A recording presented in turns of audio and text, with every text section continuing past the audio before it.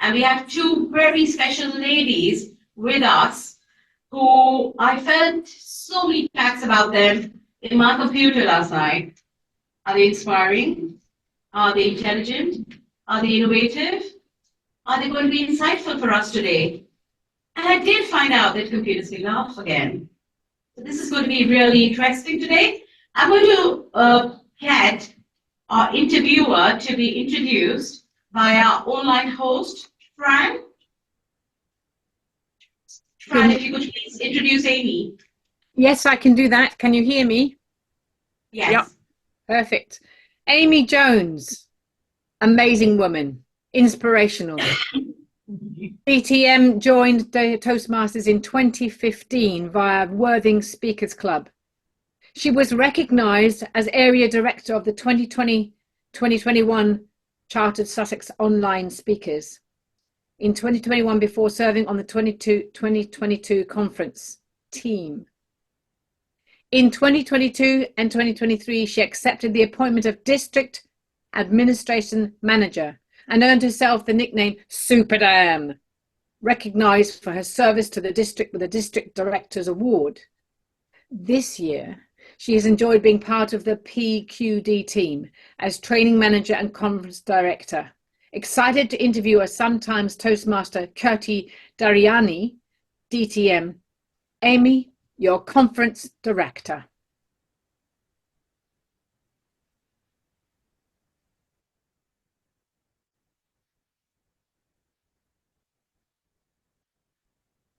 Anyone else on over? Amy is going to be Amy is going to be interviewing Kirti on a topic: is it time to stop hiding in your club bubble?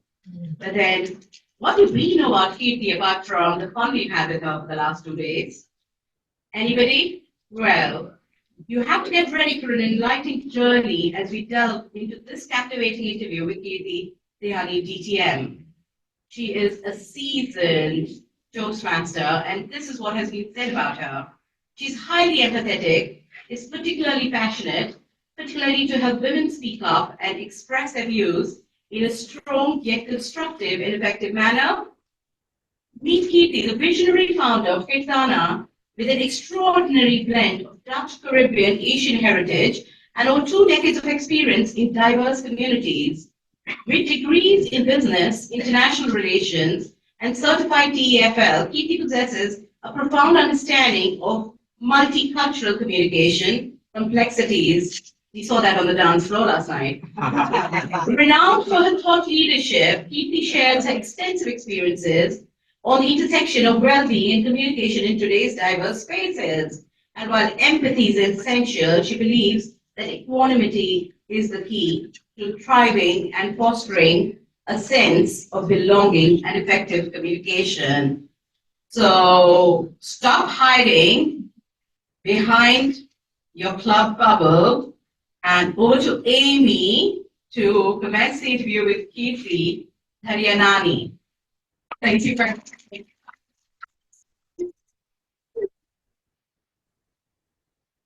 Can I just double check you can hear me online? Yeah, lovely. So my question before, who's hungover today?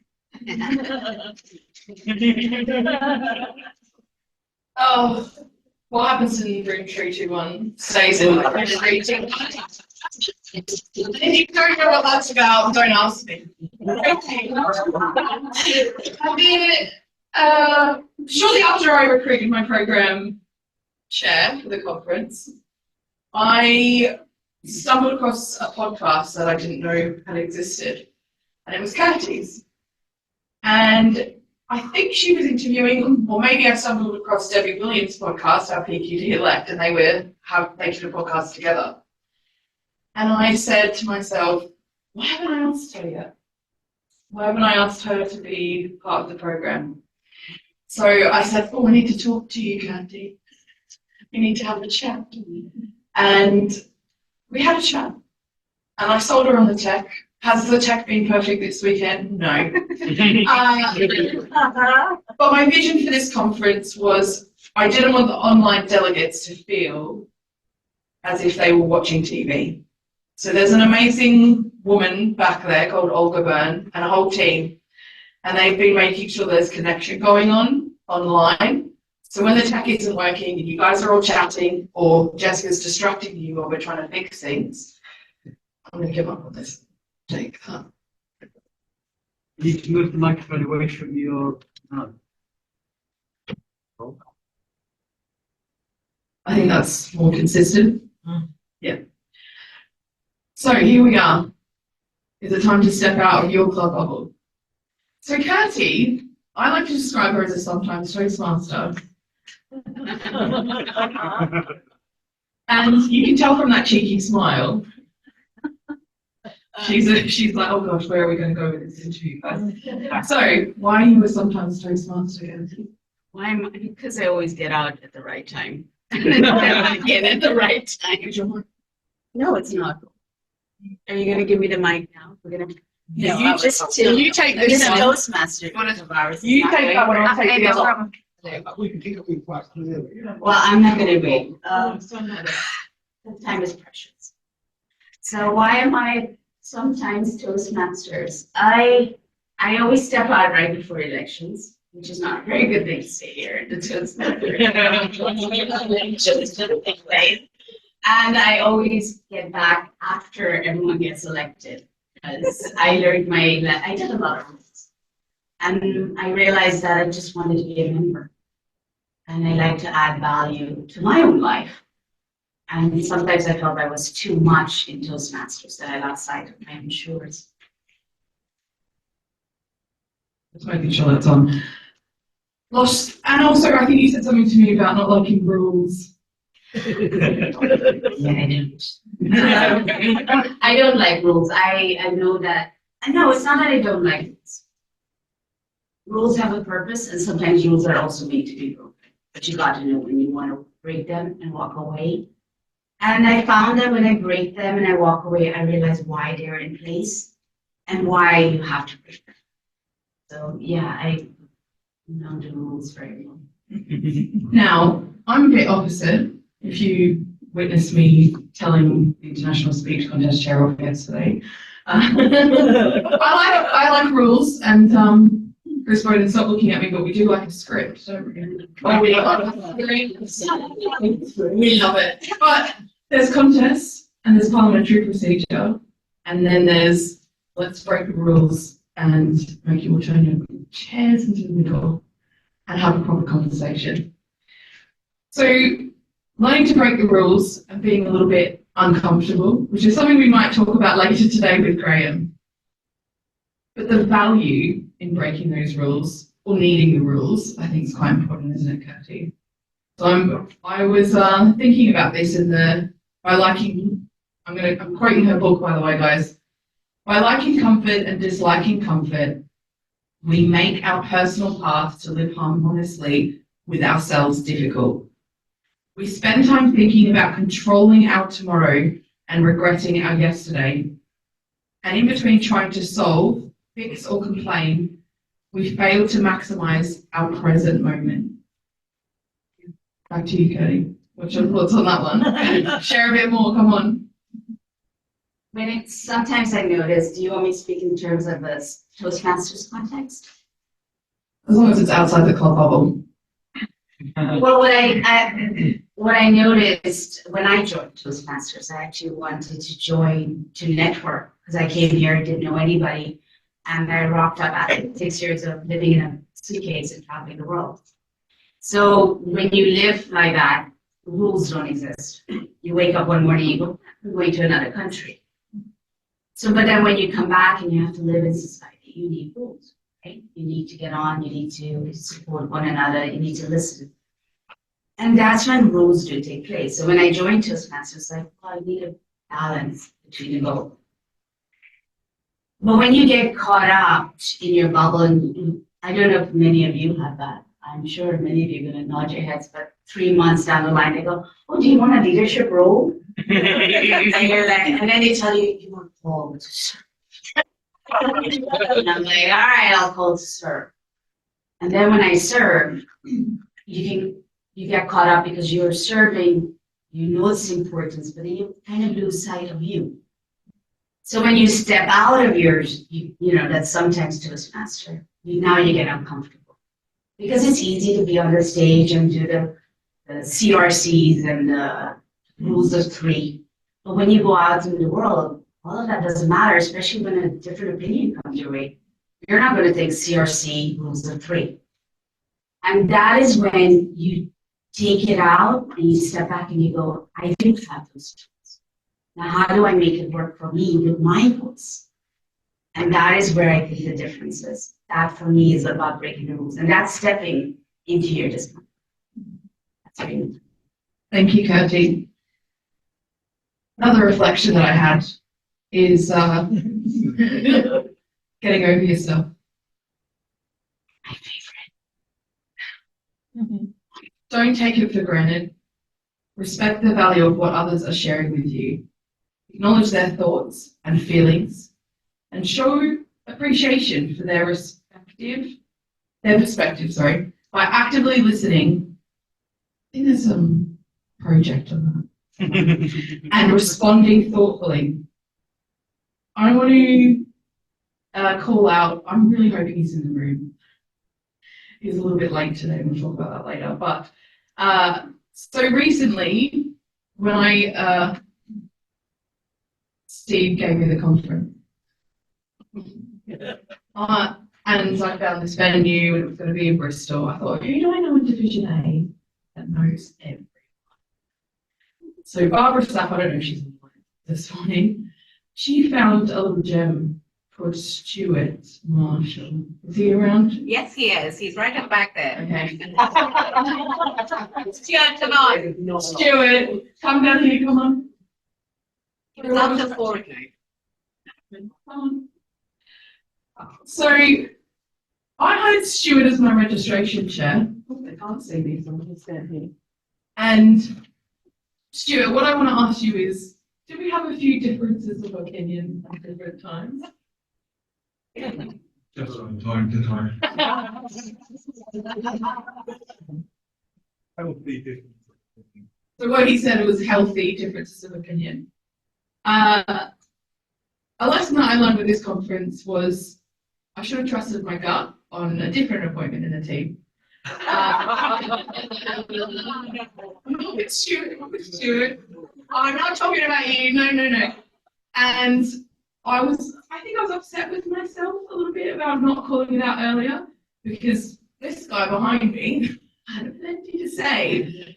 But I was maybe somewhere in Kirti's book, I was trying to acknowledge that that person has a different cultural values.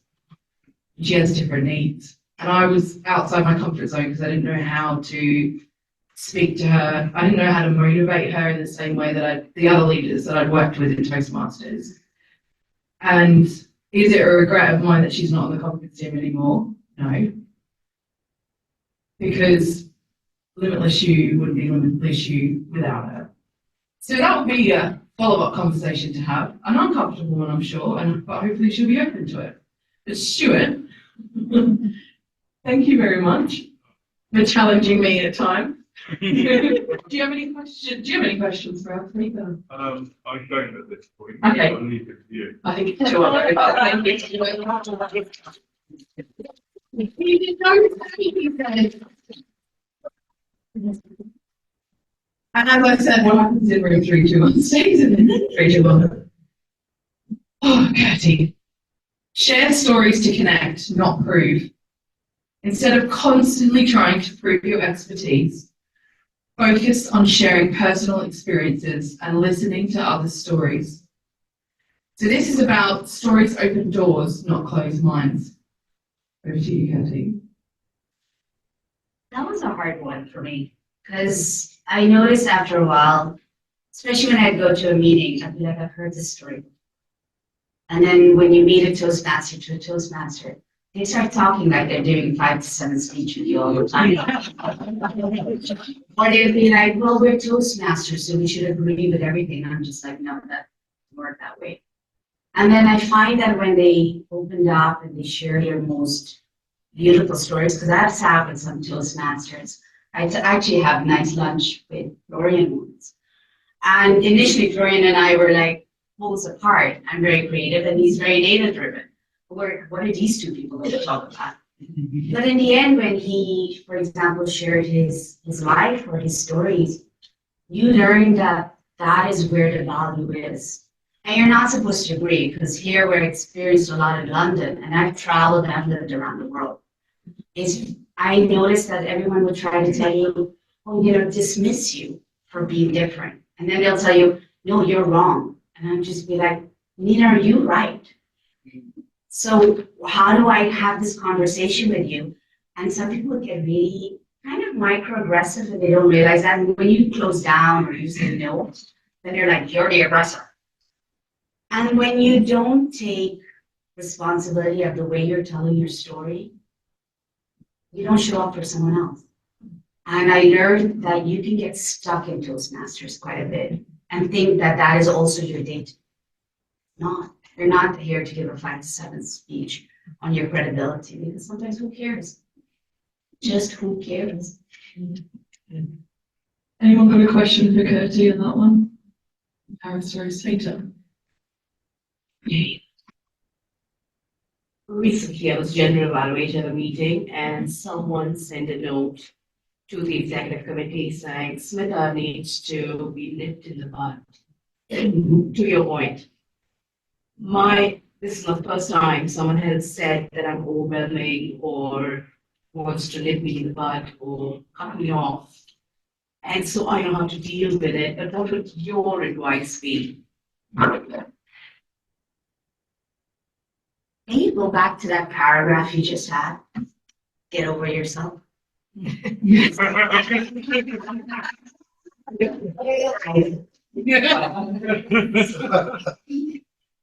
Sometimes when you are, this is just me, okay? This is my perspective, and take it, leave it, that's up to you. If you're involved in 1, 2, 3, 4, 5, 6, 7, 8, 9, 10 clubs, and you're a member of all of them, you need to ask yourself why you're uncomfortable stepping out of your own group. How many times do you need to be validated? And I think we had this discussion.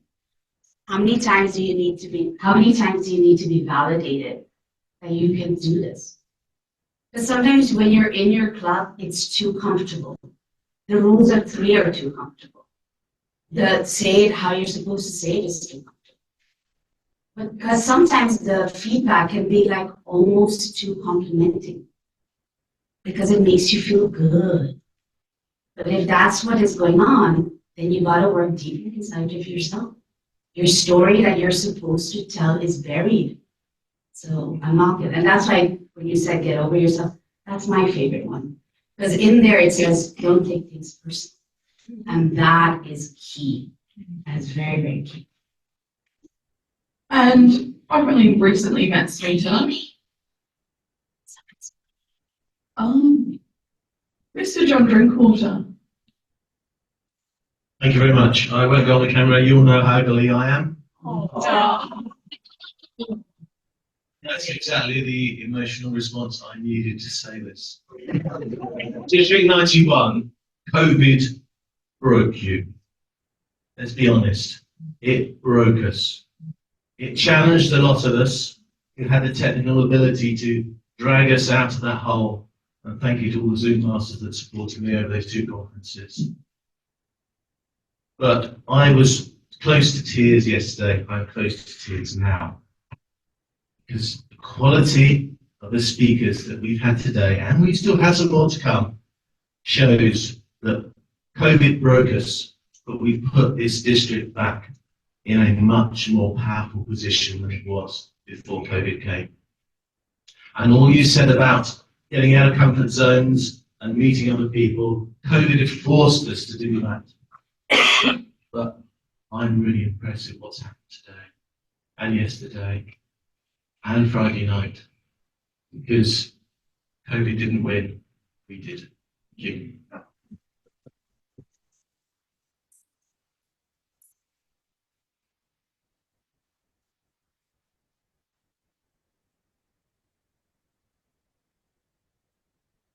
I need a moment from that one, John. when we talk about finding connection, and I think that we have to embrace that that's what we got more widely with COVID.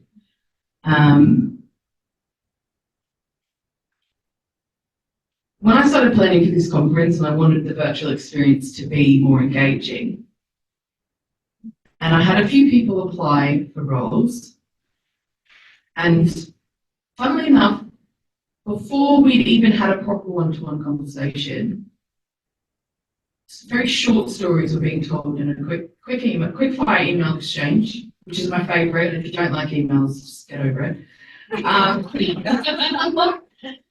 But there was someone who had a story of her experience, and it was just a couple of short sentences that made me go, okay, I think I know what I want to do with her. So there's a woman that has come from Barcelona. I can't see her right now. I'm hoping she's behind me. Jessica. Oh, she's left. No, she was going to be in the girl on Tuesday. Does anyone know where Jessica is? She's probably planning the next induction, or she's probably like carrying in a corner because I keep dragging her out. But what I wanted to say was, I've not attended a Toastmasters conference outside of this district, apart from the convention online. And I had some feedback that it felt a little bit stiff last year. So that's why I wanted to have injections of connection, because I wanted to encourage all of you to chat and discuss, meet each other, and just push yourselves out of the comfort zone of just talking to the same old people. Because the thing is, quite a lot of the people in this room are there, and I don't mean old by age, please, but are the same the same season members that come back, or maybe they take a few years off, Russell, and then they come back. But I wanted that connection. And am I disappointed there's not new members here? No. But last night, I'm going to tell a story out of room 321. Yeah. No, it's a nice one. Come on, guys, it's appropriate.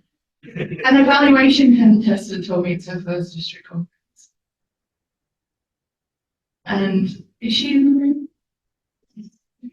Oh, there she is in the back of the room. So next year, when whoever has this job, please invite new members, because that's the magic that makes us want to stay. Now, if you're having a bad day, or you're really frustrated at the division director, or someone on the district leadership team telling you to do something, go back to a club meeting. An icebreaker speech heals a lot. Not only that, if it wasn't for Jill, my first conference was 2019. And it was, I got a ticket in my hand and somebody said, go. And I said, why?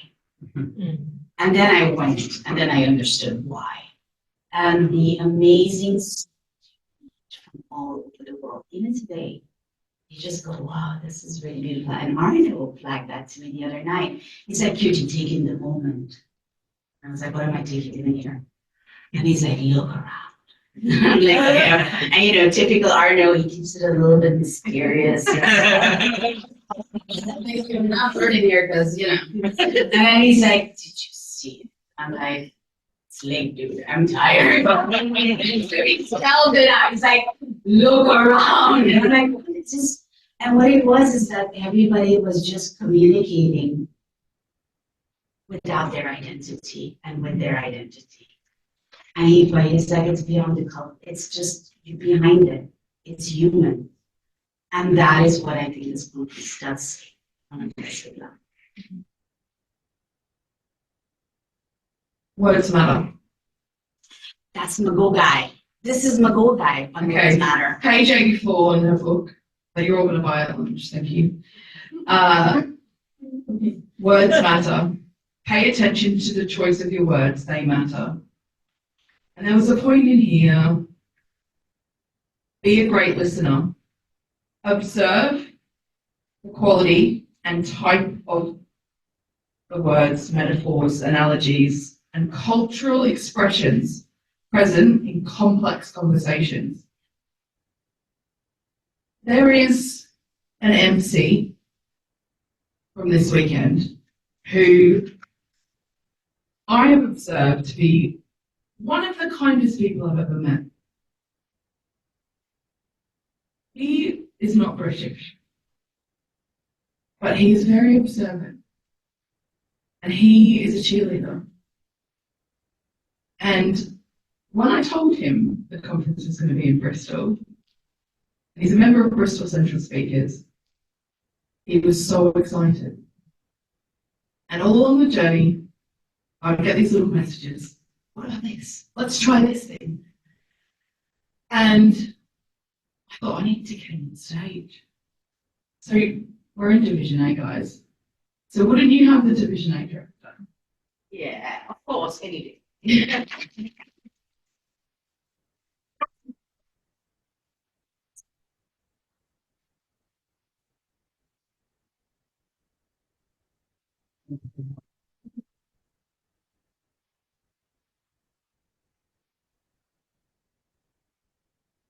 So Kirti, kindness in the words. Sorry? Kindness in words. What does that mean to you? Getting over yourself. It is about getting over yourself. Because when you don't put your story in there, then you're being in the service of kindness. You're being considerate. You're being sincere. And you're not being too pushy about your values, your beliefs, and saying, I'm right, you're wrong.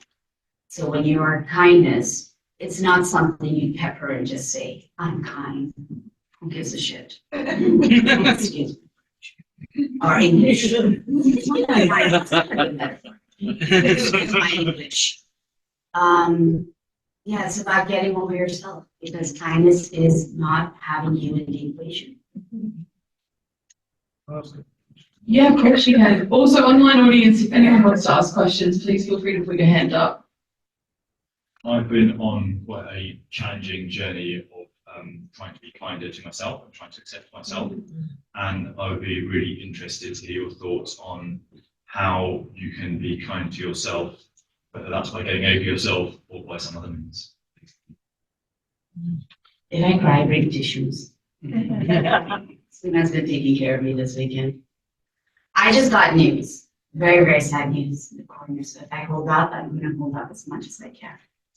Normally, I would just put on a brave face and I would just say, okay, when it's, I'll go into coping mode. And when you go into coping mode, your voice is very harsh inside. Like, come on, put it together, keep it together and everything. But I couldn't. Because when you're kind to yourself, you know that emotions are mixed. And when they come and they go, they're going to come and they're going to go. And it's the going has to happen. And so tears were welling up in my eyes and everything. And again, maybe today's my day with Florian, I don't know. But Florian sat there and he said to me, he goes, what's wrong? And then I just started crying. But normally I would never do that because we're in a bunch of room and I can't appear weak. But it's the conversation in your head that makes all the difference. And yesterday, Mrs. Nagamutu, have I said this correct? She really captured it and she said it as well. It's how you speak to yourself that makes all the difference. If you ask me if there's one thing that we could practice, it's practice sitting alone with yourself and get to know that friend that's inside of you. When I published the first book, which you wanted, Befriend Your Mind, I was like, no, I'm not giving you that book. The reason is because it really pulls the Band-Aid off.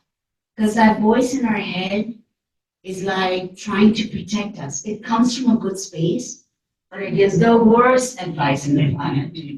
Right? So you have to look at it and go, and with a sense of humor. Oh my God, you're so inside. That's it. Do you see what I mean? You don't tell it, you're horrible. You just go, I get that you're taking care of me, but we don't need this right now. And that is a practice. You've got to practice sitting with yourself. And that is key. And will it make other people uncomfortable around you? Yes. Will you feel lonelier for a while? Yes. But if you are quiet enough around you, There might be just one or two. Those are your carriers. They will walk with you. Seema carried me today. Just let you know. All right, that's my question.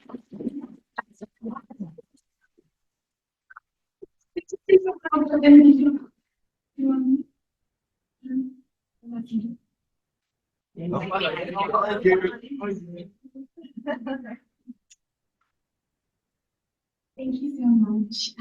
Thank you, Kirti. My question really is related to having that sense of self-compassion and kindness. I think as Toastmasters, we just came from the evaluation contest, and you get to self-evaluate yourself often, how you speak, and you're often evaluating others subconsciously. And I was just wondering, how do you get over that so that you can connect with yourself and with others in conversation instead of like having that evaluation framework in the back of your mind? So the reason I write these books is not for you. I don't write them for other people. I'm very selfish. I write them for myself. I sit alone and I take time out because when I travel the world, I actually wanted to do this. And nobody would want to hear me out because, you're a yoga teacher. You should have it all together. And March was the first time I went back to my island and I had to speak about it because I needed them to understand that indeed COVID breaks everybody. And so you have to be able to talk about that story.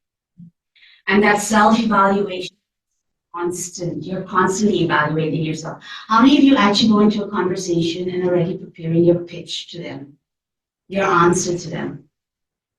Because you think you know it already, but it's not that you know it already. It's just that you also want to show up as important. You also want to be seen and heard and valued, right? So the way I wrote this book, the one sentence is to cut my discomfort with myself, is to call myself out. Because if you can't call yourself out, you have no right to call anyone else out. And that is the journey. And am I perfect? No, because if you think I'm perfect, then you're measuring me according to your standards, and I owe you nothing. I have that principles. And so I write these books, and they're 59 ways because it's based on a practice called the path of kindness.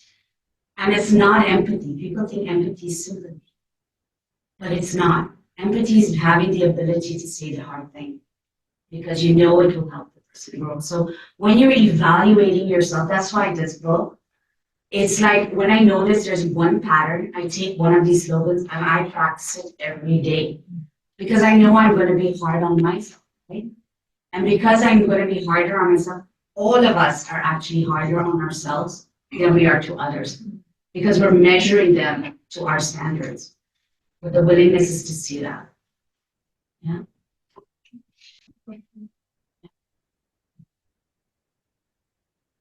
So you did mention, I think in your first answer, the first question you responded to, you did mention about not taking this personally. And I wanted to ask if something is done to you, you're not taking it personally, but at the same time, you're speaking up because you did mention when to speak up. And it could be based on different things. And you have the voice in your head saying, is it a me fault? Is it something that I didn't do well? Can I probably improve or communicate better because we're Toastmasters? And you also don't want to make the other person feel bad. But it hurts deep down. How do I differentiate not taking this personally? And how do I communicate that, oh, this hurt me?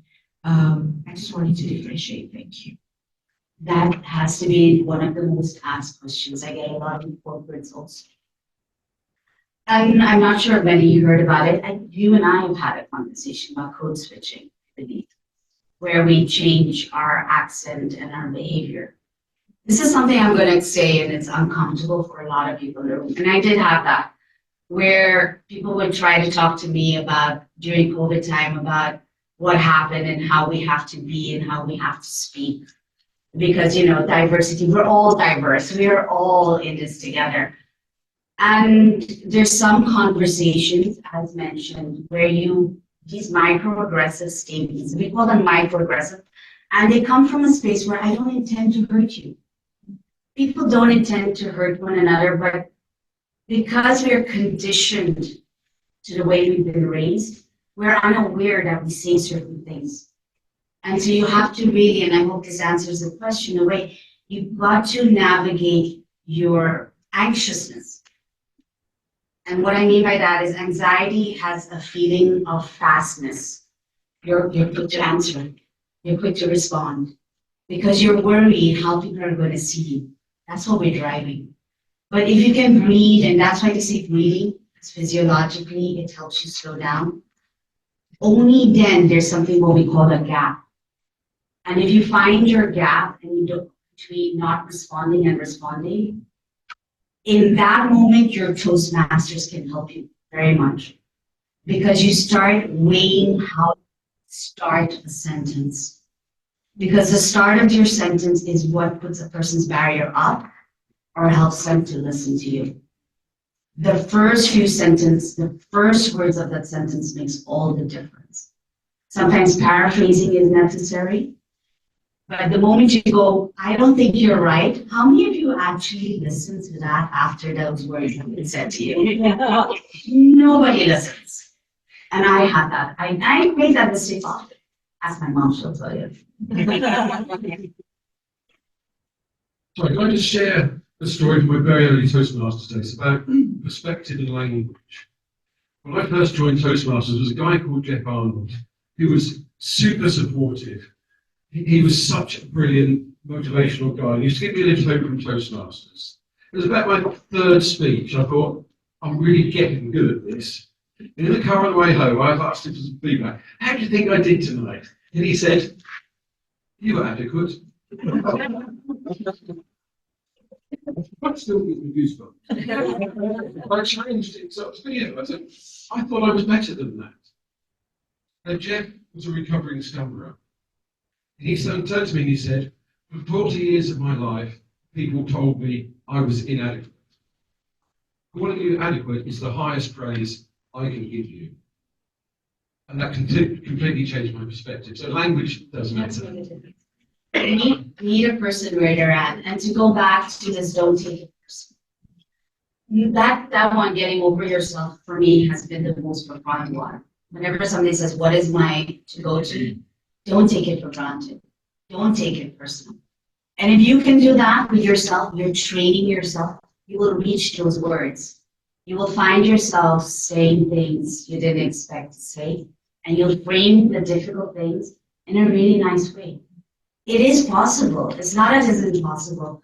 But I've been doing this for 20 years, and I do get it wrong still. I mean, I don't get it wrong. What does that mean? But sometimes a person is also not ready to hear the message. And if they're not ready, don't be their coach. If they didn't ask you, don't give it. And that is kindness too.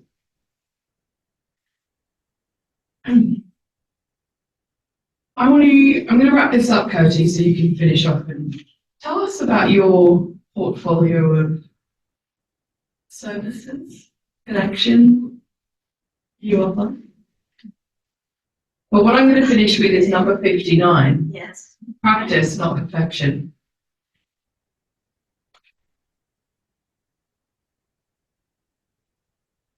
The importance is to consistently remind ourselves that we each hold responsibility for our communication, as it is within our control. Regardless of the circumstances we face, we have the power to choose how we behave, respond, and engage with the world. So yes, last night, when everyone left room 321, I read this and I thought of two people who've been, one's been a very big part of the conference and the other one's been a little quieter one. So the little quieter one is your Division H Director-elect. And so she's had to sort of hide behind the scenes, but she has been, as an area director, championing the conference along the way. And I've had to occasionally have a chat with her because I needed it. And I think she said something to me about it doesn't need to be perfect. Pearl, are you in the room?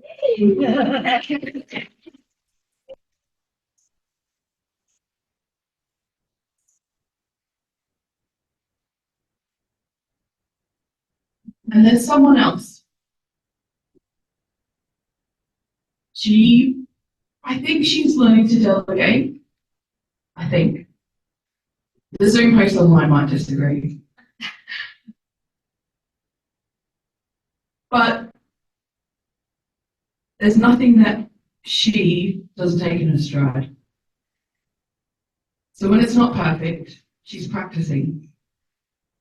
And she never holds it against you when you're on stage in the morning and you tell her off.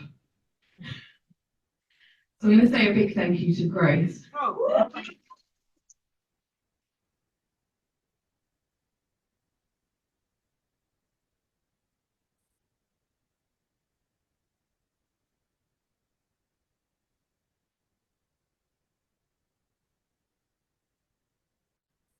I'm sure there's plenty of district leaders this year that have had Grace in the background somewhere. So Kirti, 59 pocket slogans to drop your noise. The hidden power to speak through our sensitivities. So at lunch today, please go and see Kirti. And maybe use a slogan as a mantra to help you with whatever you need. Kirti, tell us how they can connect with you. Online. I've got now, thanks to Debbie, I started a podcast. She was my inspiration. She's like, you gotta do it.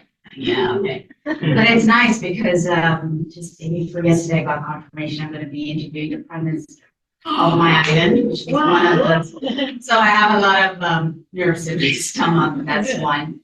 I'd love it if you could spread it out. Ajay Matur, is Dan here today? No? Dan was on there, and some people have spoken about having men talk about their emotions. It's really helped them. Moms who are raising sons, it's really helped them. So that's one way. Another way is the book. I'm now going to make 59 videos from it. And if anybody who gets it, please put it in your bathroom and take a photo of it. Because I like new shit, really. The reason I wrote it small is because a lot of us have big books next to our desk, and we go, oh, I'm going to read that someday, and you don't. But I want you to reflect, and the best time we get our ideas, isn't it in the shower? All right? So you get good shit and good shower, all ready. That's it, that's the routine. And yeah, they can contact me online. On my Instagram, LinkedIn. I'm always happy to help. And I help people, I actually help people get a practical approach to their lives. And I really hope that helps them. That's it. And if not, come to Carissa. I do retreats. Thank you so much, Kirti. Big round of applause, please, everyone.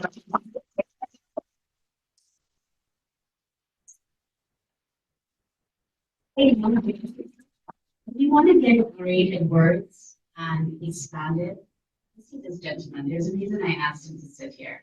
He challenged me when I first joined Marcus for speakers because his vocabulary is very rich. And if you struggle to break the cliche words and you find yourself, like we were discussing one day, excellence, what does that really mean? Sometimes bounce ideas. And I wanted the people who really motivate me because I don't know if I'm going to see many people because I am traveling. But the people who inspired me are sitting around me right now. So thank you.